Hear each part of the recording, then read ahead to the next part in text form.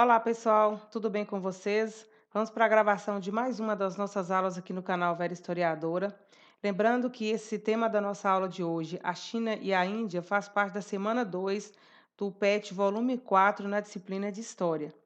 Então, vejamos, a gente vai falar nessa aula sobre os dois países mais populosos da atualidade, né, que combinam a permanência de tradições milenares, como as que nós vamos estudar, e também o moderno desenvolvimento econômico.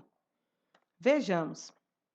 Nós já estudamos nas aulas anteriores sobre algumas civilizações que se desenvolveram às margens de grandes rios, como, por exemplo, a Mesopotâmia, que se desenvolveu às margens dos rios Tigre e Eufrates, o Egito, né, a civilização egípcia, que se desenvolveu às margens do grande rio Nilo, e agora a gente vai ver sobre a civilização chinesa, né, e sobre a civilização indiana.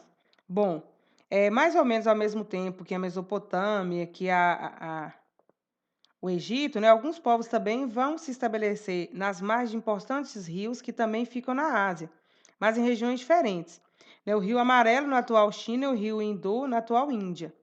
Então, ali, esses povos passaram a cultivar as planícies férteis, vão formar aldeias e depois vão formar também cidades. Então, a China e a Índia antigas, né, elas são muito diferentes da China e da Índia atuais em termos territoriais, em questão populacional, em questão de organização social. Porém, pessoal, as culturas dos povos que viveram nesses lugares por tantos milênios ainda estão presentes. Então, vejamos. A antiga civilização chinesa, né, uma das mais antigas civilizações. Os domínios da antiga civilização chinesa, eles variaram ao longo do tempo, mas sempre ocupando uma extensão menor que o território da atual China. Então, o Vale do Rio Amarelo, a gente pode dizer que é o núcleo central onde surgiram, né, as primeiras aldeias. Era esse Vale do Rio Nilo mais conhecido, do Rio Amarelo, desculpa, né? Nessa região aí é uma área de terras férteis e ricas em reservas minerais. Então, nessas terras, agricultores já cultivavam arroz e o paíncio, que é uma espécie de cereal, desde o ano de 6000 a.C. Então, as comunidades, né, que se fixaram ao longo do Rio Amarelo planejaram sua vida, assim como também os mesopotâmicos, os egípcios, né, eles planejaram a sua vida de acordo com o calendário de inundações. Então, nas zonas que ficavam submersas por vários meses do ano, os camponeses eles cultivavam arroz aquático, né, que é uma espécie que vai se difundir por grande parte do sudeste da Ásia, e na parte mais elevada do vale, que era pouco irrigado, os chineses construíram então terraços em formas de escada que se estendiam por longas curvas de nível. Eu trouxe umas imagens aqui que eu ia mostrar lá na frente, mas vou mostrar logo para vocês. Aqui, tá vendo? Essas imagens aqui mostram a parte elevada, né? Que era pouco irrigada, mas que eles, através desse sistema aqui, os chineses, nesses terraços em forma de escada, né, se estendiam então por longas curvas de nível. Então, com essa tecnologia, né, a água captada do rio, distribuída pelo terreno de cultivo, se infiltrava no solo, né, retendo os nutrientes. Então, assim, por volta do ano 2000 a.C., o Vale do Rio Amarelo já abrigava culturas importantes, como a cultura Yangtze-Ho e Logishan, né? Então, vamos voltar aqui. Bom, então vimos aí então que o núcleo central, né, de onde surgiram as primeiras aldeias, vai ser o Rio Amarelo. Em relação às dinastias, bom, tradicionalmente, né, a história da China antiga, ela é periodizada pela sucessão das famílias pelas quais foi governada, as chamadas dinastias. Então, eu trouxe aqui para vocês a dinastia Shang, a dinastia Zhou, Qin e a dinastia Han. Em se tratando da dinastia Shang, né, ela iniciou por volta de 1750 a.C., a primeira da qual se obtém registros escritos, né? No período aqui da dinastia Shang, né, o comércio e a tecnologia do bronze tiveram grande desenvolvimento. Além também, né, que eles iniciaram atividades como a tecelagem da seda e a produção de cerâmicas brancas esmaltadas. Bom, depois, né, da dinastia Shang, no final do século XII a.C., os Zhou, né, que é um povo originário do oeste, derrotaram os Shang e inauguraram uma nova dinastia. Então, a partir do século XIII, a contar antes de Cristo, iniciou-se um processo de fragmentação política, né? Gradualmente, os governantes perderam poder, enquanto os donos de terras tornaram-se cada vez mais fortes, né? E passaram a exercer forte influência em seus domínios, formando assim pequenos reinos, né?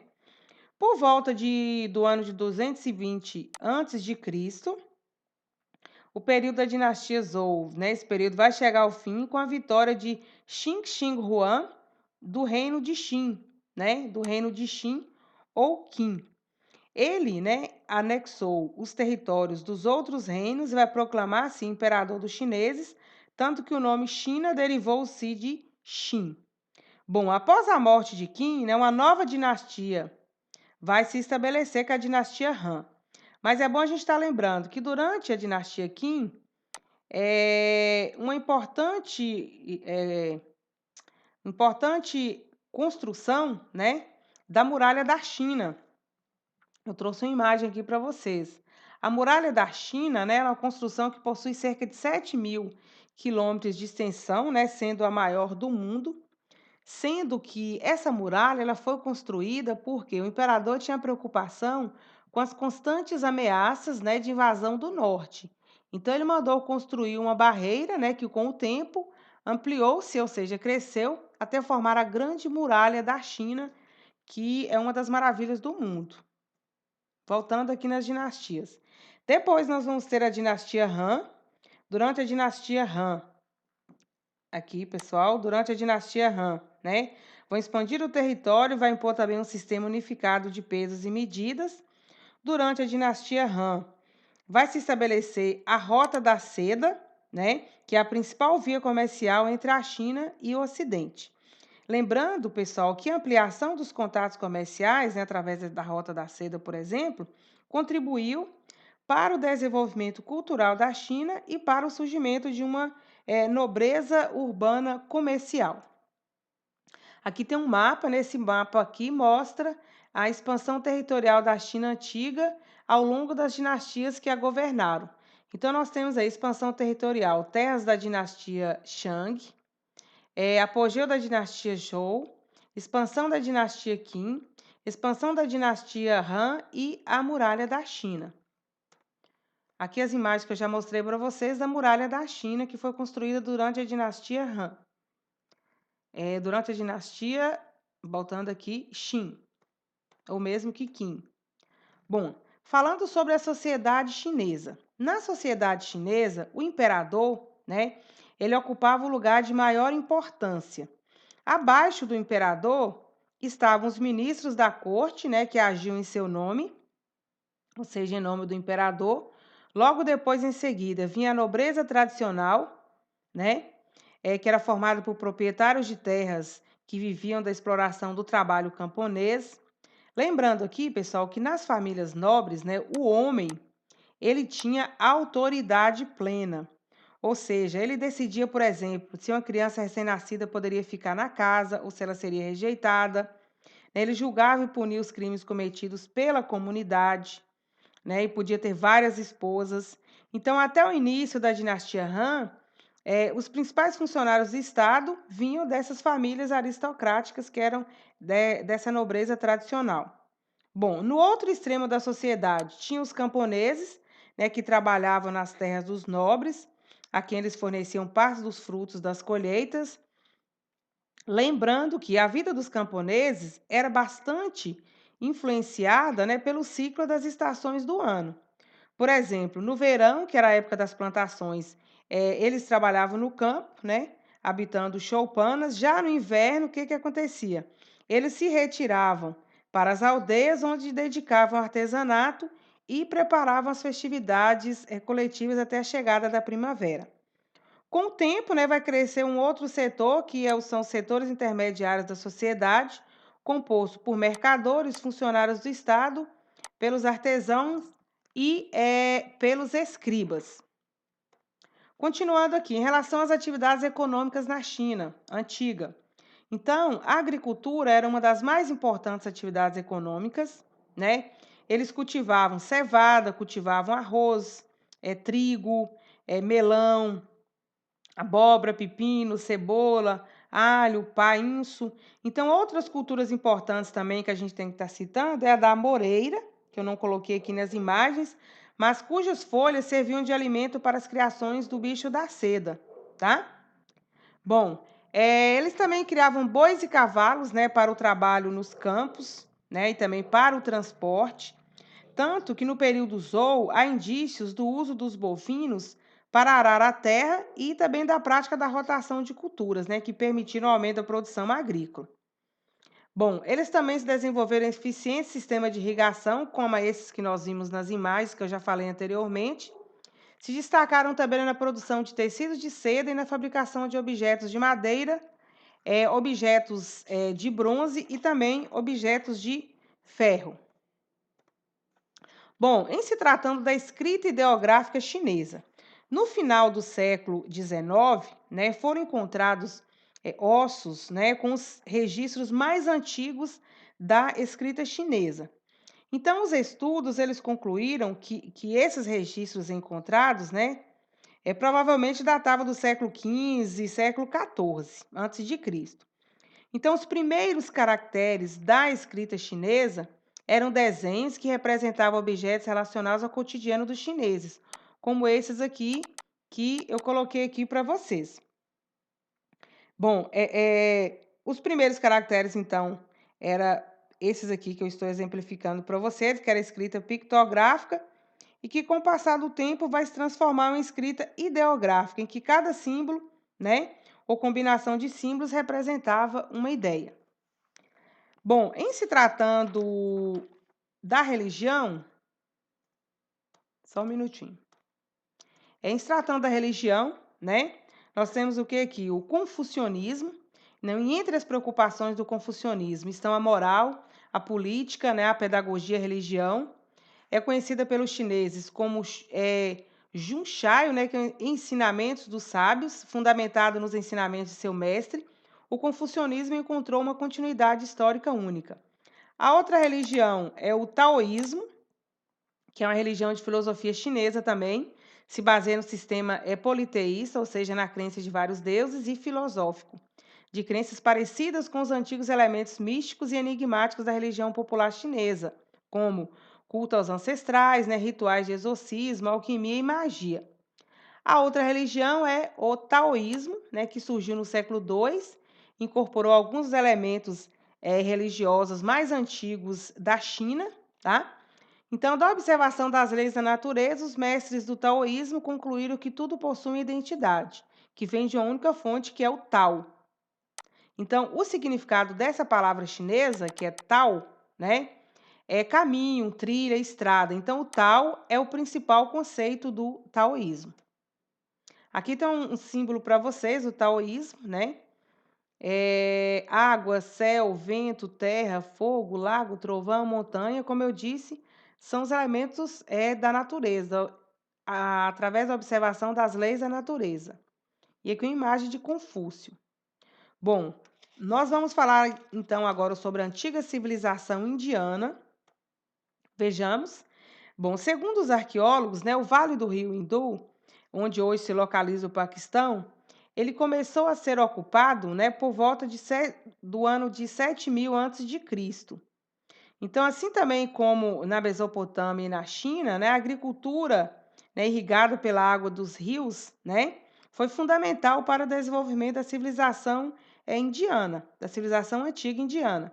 Então, por volta do ano 2600 a.C., grandes cidades como a cidade de Harappa e Mohenjo-Daro, né, já existiam nas margens do rio Hindu e dos seus afluentes. Então, estudos arqueológicos, né, indicam que Harappa ela era a cidade mais antiga do Vale do Rio Hindu e pode ter sido o centro dessa civilização, tá? Então, isso por quê? Por que eles chegaram a essa conclusão? Porque os artefatos encontrados, né, nos inúmeros sítios arqueológicos da região são semelhantes ao que foram descobertos em Harappa. Então, aqui tem uma imagem para vocês da cidade de Harappa, Mohenjo-daro, tá? Cidades indianas. Então, principais características das cidades do Vale do Rio Indo. A principal característica dessas cidades, pessoal, era o planejamento urbano, né? Harappa, ela era circundada por grandes muralhas e possuía o quê? Espaçosas avenidas, né, separando os bairros. Além disso, ela também dispunha de um sistema de fornecimento de água, né, de áreas de banho e de uma rede subterrânea de esgotos. Então, percebe-se que tinha um certo planejamento urbano nessas cidades, tá? Em relação à agricultura, a agricultura consistia a base econômica da sociedade arapense, né? Eles foram os primeiros cultivadores de algodão, né? Cujas fibras eram usadas para produzir tecidos. As cidades arapenses também entraram em declínio por volta do ano de 1900 a.C. Falamos então agora sobre a Índia do período védico. Vejamos, a principal fonte, né, para o estudo da história da Índia, do período ariano, são os livros chamados Vedas. Livros chamados Vedas, que é o mesmo que livros do conhecimento. Então, Vedas é a palavra do sânscrito que significa livros do conhecimento. Então, os Vedas trata-se de um conjunto de hinos religiosos, né, um conjunto de preces, fórmulas mágicas, né, e comentários sobre a natureza humana e o universo transmitidos oralmente ao longo das gerações. Então, os Vedas, né, trazem muitas informações sobre a sociedade, sobre os costumes e as cerimônias religiosas na Índia. Então, os Vedas é a principal fonte para o estudo da história indiana. Em se tratando da sociedade ariana, indiana, é uma sociedade de castas. O que é isso? Ela tinha uma hierarquia social.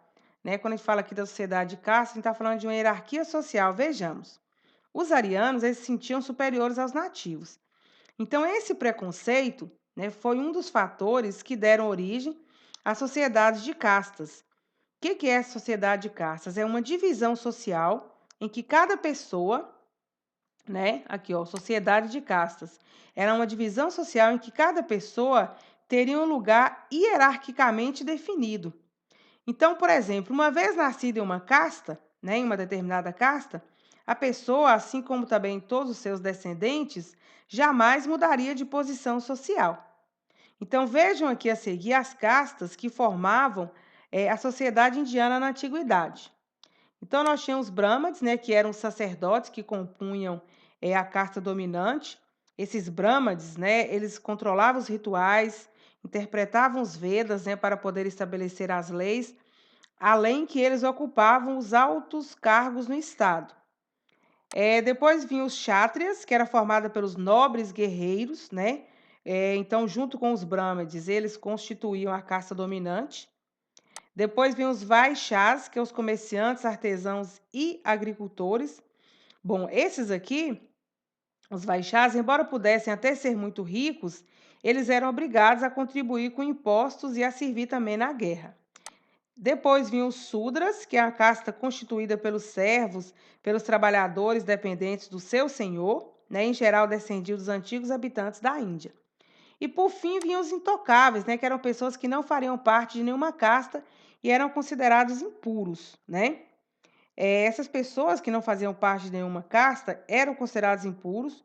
Hoje, esse grande grupo se autodenomina Dalit, né? E hoje eles lutam contra a discriminação. Então, como vocês puderam perceber, uma sociedade estritamente hierarquizada, baseada na sociedade de castas, que era o mesmo que uma divisão social em que cada pessoa tinha um lugar hierarquicamente definido dentro da sociedade indiana. Em relação à religião, né? O brahmanismo, vamos ver um pouquinho aqui sobre essa religião. Por volta do século 7 a.C., né, introduziu-se na religião védica a ideia de um deus maior, que era Brahma. Aqui, a ideia de um Deus maior, Brahma, né, que abrangia todo o universo. Então, também foi criada, pessoal, com a religião, com o brahmanismo, foi criada uma teoria para poder justificar o sistema de castas, que seria tão injusto, né? Tão excludente, digamos assim. Então, cada casta teria origem em uma parte do corpo de Brahma, e por isso cada uma teria uma função na sociedade. Então, as crenças num ser eterno absoluto, que era o Brahman, e na existência de um estágio final de purificação da alma, constituem a base do brahmanismo, que é aqui essa religião, na Índia. Então, essa religião que predomina na Índia até os dias de hoje, né, atualmente o brahmanismo é mais conhecido como hinduísmo, por isso que eu coloquei religião hindu. Então, os hinduístas, né, eles acreditam que a alma humana passa por várias vidas, que é o mesmo que a reencarnação, né, até libertar-se do sofrimento e atingir o estágio da libertação final. Então, essa crença na reencarnação, ela está geralmente associada à ideia do karma. O que é isso? É o seguinte, de que o universo é regido por uma lei imutável, né, que determina a sucessão de nascimento e mortes, né, pelos quais o ser humano tem que passar. Então, por exemplo, o tipo de vida que cada pessoa tem, né, segundo a religião hinduísta, seria determinado pelas ações que ela praticou em vidas anteriores. Então, para se libertar do ciclo de reencarnações, eh, que é chamado de samsara, o indivíduo deveria seguir os caminhos da iluminação. Então, resumindo aqui, né, a religião hinduísta é baseado no brahmanismo, predomina na Índia até os dias atuais e é mais conhecido como hinduísmo. Crença em um ser eterno e absoluto, crença em um estágio final de purificação da alma. Bom, pessoal, terminamos a nossa aula de hoje. Vocês vão fazer a atividade correspondente à semana 2 do PET volume 4 na disciplina História e bons estudos para vocês.